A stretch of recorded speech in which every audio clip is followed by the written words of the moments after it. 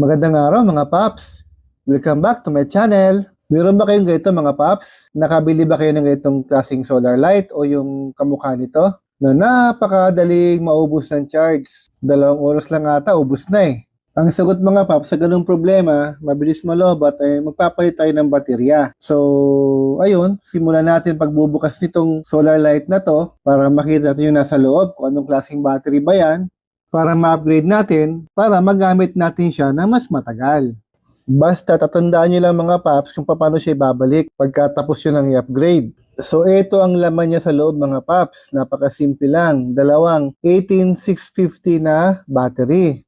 Ngayon mga paps, pag na-expose nyo na yung loob, yung battery, ang una nyong gagawin ay putulin yung connection ng battery, yung positive at negative niya. Pwede mo na rin itapon itong mga paps, itong battery na to kasi napakahina lang nito eh. Or pwede mong gamitin sa ibang bagay. So mga paps, ito yung gagamitin nating baterya. Itong baterya na to ay galing yan sa lithium-ion batteries. sirang laptop battery pack.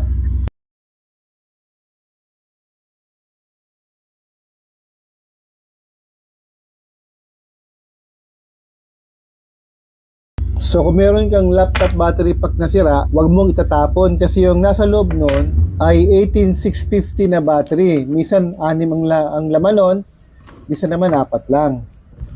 Magandang gamitin yung mga paps kasi yung battery nasa loob nun ay true rated. Ibig sabihin magandang klase.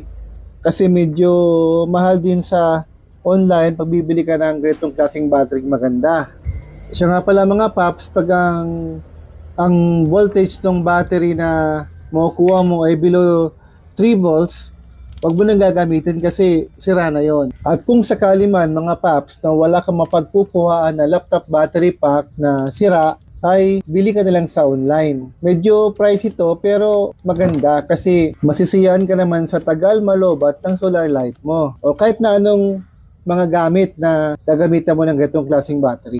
So mga paps, from 2 baterya ang 18650, gagawin nating 3 baterya na matataas ang karga, tapos pagkasama-samahin lang natin sila in parallel connection. Ibig sabihin ng parallel connection ay sama-sama po yung positive at sama-sama rin yung mga negative. Sa ganung paraan po ay hindi siya mag-i-increase ng voltage, kundi dadami lang yung magiging karga niya. So mga paps, kakailanganin natin dito na panghinang. So ito po yung ginagawa ko, kumuha lang ako ng matalas na screwdriver yata to, screwdriver, then sinusugatan ko siya para panaghinang tayo mamaya ay didikit siya ng maganda. So ito na mga paps, sinihinang ko na yung baterya, bali pinagsama-sama natin yung 3 battery para dumagdag yung milliampere hour ng battery o yung dami ng magiging karga. So from 2, ginawa natin na 3.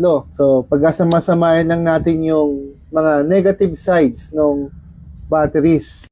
At ganoon din yung mga positive sides. So, after nyo magawa yung battery, pinaka-battery pack niya mga paps, ay sukatin nyo yung voltahe. Dapat ay hindi siya magiging mas mataas pa sa 4.2 at mas mababa naman sa 3.0. Mga paps, kapag gumagamit kayo ng ganitong battery, lalo na yung gumagawa kayo ng battery pack, ay siguraduhin lang ninyo na hindi siya magkakaroon ng short circuit or mami-mishandle nyo yung battery na to kasi pwede po itong masunog. Napakadelikado po ito pagka mali po ang paggamit ninyo. Atin na po ikabit ang positive side ng ating battery pack na ginawa at yung negative side po. Yung battery positive papunta sa battery positive, negative papunta sa battery negative.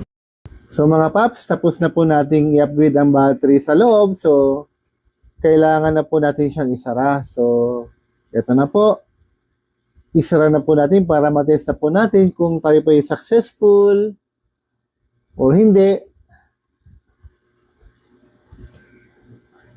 Mga paps, kung umabot kayo sa dulo ng video na to, ay sana naman po ay may naitulong po ako sa inyo at may nalaman po kayo sa akin. Mga paps, baka naman pwedeng pa-follow naman or subscribe and like. Maraming salamat po mga paps. So ngayon, testingin na po natin mga paps. Ayan mga paps. Success! Hanggang sa muli mga paps. Paalam!